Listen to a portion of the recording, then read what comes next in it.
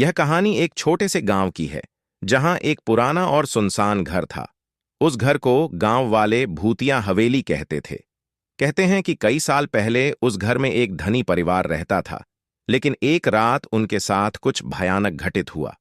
पूरी की पूरी परिवार रहस्यमय तरीके से गायब हो गई, और उसके बाद से वह घर हमेशा के लिए वीरान हो गया। गांव में एक युवा आदमी था, नाम था अर्जुन। वह बहादुर था और किसी भी बात से नहीं डरता था। उसने कई बार लोगों को कहते सुना था कि उस घर में रात को अजीब आवाजें आती हैं और वहां कुछ अदृश्य शक्तियां हैं। लेकिन अर्जुन को इन बातों पर यकीन नहीं था। एक दिन अर्जुन ने ठान लिया कि वह उस रात उस भूतिया हवेली में जाएगा और सच का पता लगाएगा। गांव के लोग उसे रोकने की कोशिश करते रहे, लेकिन अर्जुन नहीं माना। रात को जब पूरा गांव सो रहा था, अर्जुन अकेला उस घर की ओर निकल पड़ा। जैसे ही उसने घर का दरवाजा खोला, एक ठंडी हवा का झोंका आया और घर के अंदर की सभी दीवारें खून से सनी हुई दिखाई दीं।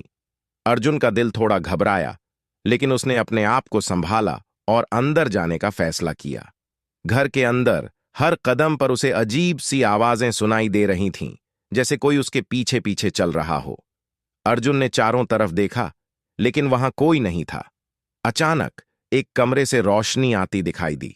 अर्जुन ने हिम्मत कर उस कमरे का दरवाजा खोला। वहां उसे एक पुरानी दर्पण दिखाई दी, जिसके सामने एक सफेद साड़ी में लिपटी औरत खड़ी थी। उसकी आंखें लाल थीं और चेहरा विकृत।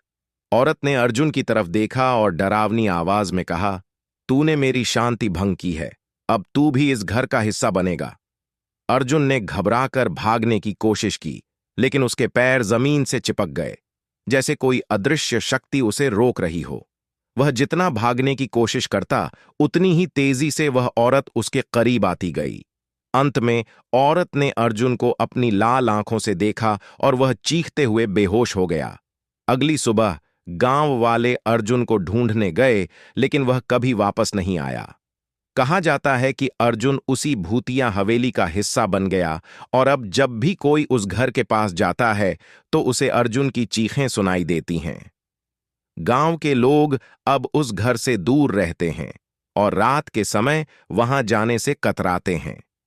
कहते हैं कि उस घर में आज भी अर्जुन की आत्मा कैद है और वह हर रात किसी और को अपनी जगह लेने के लिए बुलाती है।